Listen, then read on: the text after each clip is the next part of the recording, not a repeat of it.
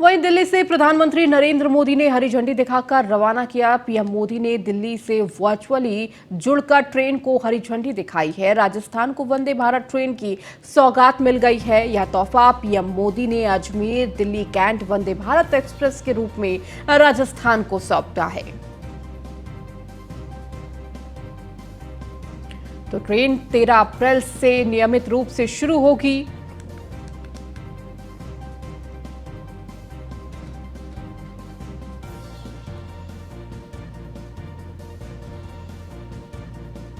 तो वंदे भारत ट्रेन का क्या कुछ रूट रहने वाला है, आपको ग्राफिक्स के जरिए बता रहे हैं। ट्रेन 13 अप्रैल से नियमित रूप से शुरू होगी। सकते हैं यात्रा में बचने वाले ये 2500 घंटे लोगों को अन्य कार्यों के लिए उपलब्ध हो रहे हैं। मैन्युफैक्चरिंग कौशल से लेकर सुरक्षा गारंटी तक, तेज रफ्तार से लेकर खूबसूरत डिजाइन तक, वंदे भारत तमाम खूबियों से संपन्न है। इन्हीं सब खूबियों को देखते हुए आज देश भर में वंदे भारत ट्रेन का गौरवगान हो रहा है। वंदे भारत ने एक तरह से कई नई शुरुआत की है। वंदे भारत पहली सेमी हाई स्पीड ट्रेन है जो मेड इन इंडिया है। वंदे भारत पहली ऐसी ट्रेन है जो इतनी कॉम्पैक्ट और एफिशिएंट है। वंदे भारत पहली ट्रेन है जो स्वदेशी सेफ्टी सिस्टम कवच के अनुकूल है। वंदे भारत भारतीय रेलवे के इतिहास की वो पहली ट्रेन है जिसने बिना अतिरिक्त इंजन के सह्याद्री घाट की ऊंचाई चढ़ाई पूरी कर दी।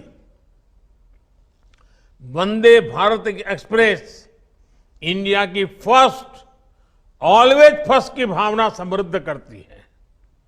मुझे खुशी है कि वंदे भारत ट्रेन आज विकास, आधुनिकता, स्थिरता और आत्मनिर्भरता का पर्याय बन चुकी है।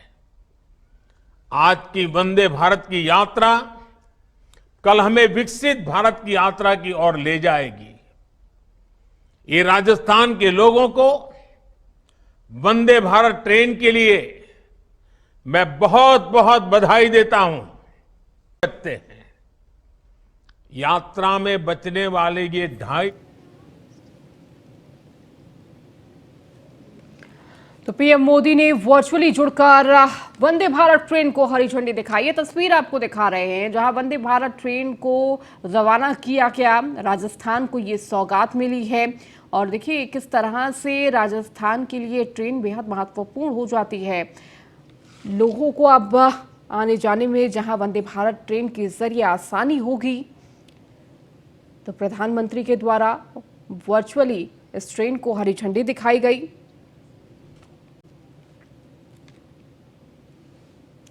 तो राजस्थान को वंदे भारत ट्रेन की सौगात।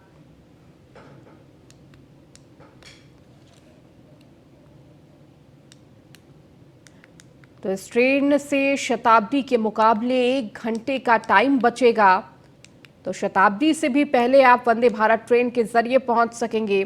इस रूट पर शताब्दी 6.15 घंटे में सफर तय करती है, लेकिन वंदे भारत ट्रेन इससे भी तेज अजमेर से दिल्ली कैंट का सफर 5.15 घंटे तय करेगा। तो इस ट्रेन से शताब्दी के मुकाबले 1 घंटे का टाइम कम लगेगा। ट्रेन 13 अप्रैल से नियमित रूप से शुरू होगी। ट्रेन अलवर और गुरुग्राम में भी 2-2 मिनट रुकेगी। तो अजमेर से दिल्ली कैंट का ये सफर सिर्फ 5 घंटे 15 मिनट का होगा। और अधिक जानकारी के साथ पीयूष हमारे संवाददाता हमारे साथ फोन लाइन पर जुड़ चुके हैं। पीयूष, एक बार फिर से राजस्थान को वंदे भारत ट्रेन की सौगात मिली है। देखिए, प्रधानमंत्री ने किस तरह से वर्चुअली वंदे भारत ट्रेन को हरी झंडी दिखाई और कहीं ना कहीं ये ट्रेन राजस्थान के लिए बेहद महत्वपूर्ण हो जाती है। जी बिल्कुल, अगर हम बात करें तो देखिए भारतीय रेलवे लगातार विकास कर रहा है और सबसे बड़ी बात है कि वंदे भारत ट्रेनों की तादाद में लगातार इजाफा हो रहा है और इसी कड़ी में आज नंबर कहीं ना कहीं राजस्थान का था और आज राजस्थान को पहली वंदे भारत एक्सप्रेस कहीं ना कहीं मिली है और प्रधानमंत्री नरेंद्र मोदी ने वीडियो कॉन्फ्रेंसिंग के जरिए इस वंदे भारत एक्सप्रेस को हरी झंडी दिखाई है और ये ट्रेन जयपुर से दिल्ली कैंट के बीच में चलेगी और निश्चित रूप से कल से अगर हम बात करें तो नियमित रूप से आम जनता के लिए ये ट्रेन चलनी शुरू हो जाएगी और जिस तरीके से बताया जा रहा है कि ये ट्रेन कैंट से अजमेर के बीच की जो दूरी है करीब 5 घंटे 15 मिनट में ही तय कर लेगी। इससे पहले अगर हम बात करें तो ये करीब पुरानी जैसे कि शताब्दी की एक्सप्रेस की बात करें तो उसकी तुलना में करीब 60 मिनट तेज होगी। तो यानी कि जो शताब्दी एक्सप्रेस करीब कैंट से अजमेर तक दिल्ली कैंट से अजमेर तक 6 घंटे 15 मिनट का समय लेती है और ये कहीं ना कहीं 60 मिनट कम समय उससे लेगी। तो निश्चित रूप से बड़ी सौगात कहीं ना कहीं प्रधानमंत्री नरेंद्र मोदी ने दिया है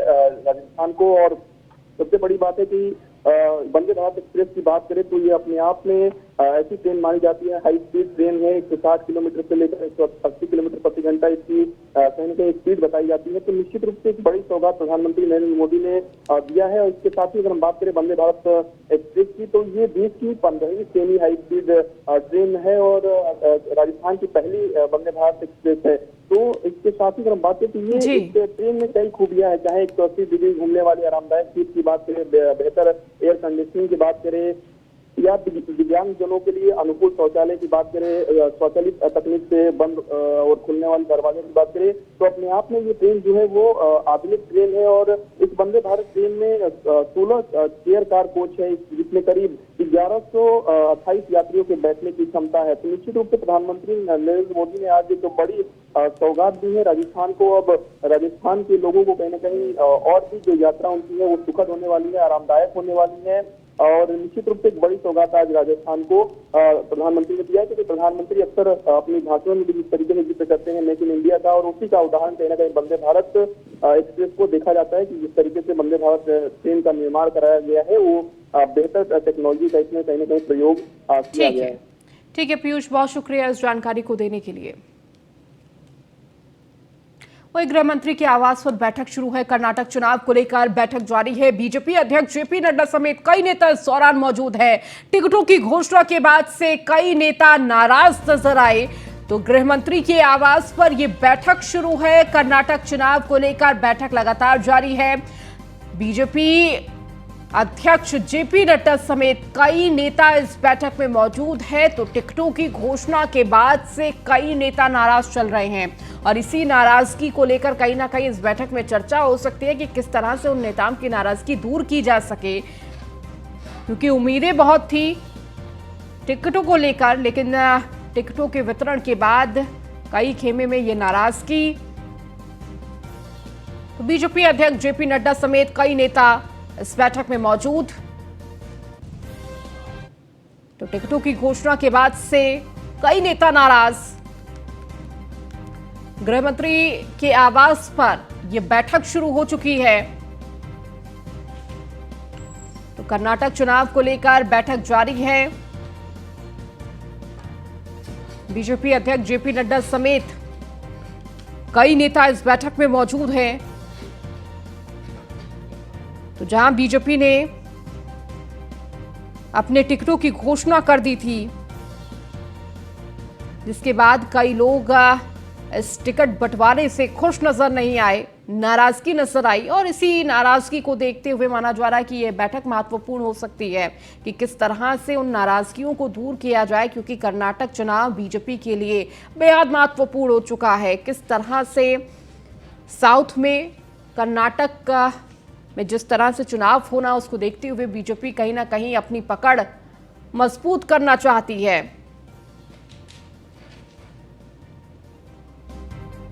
तो दक्षिण में अपनी मजबूती बनाने के लिए लगातार कोशिश में बीजेपी है।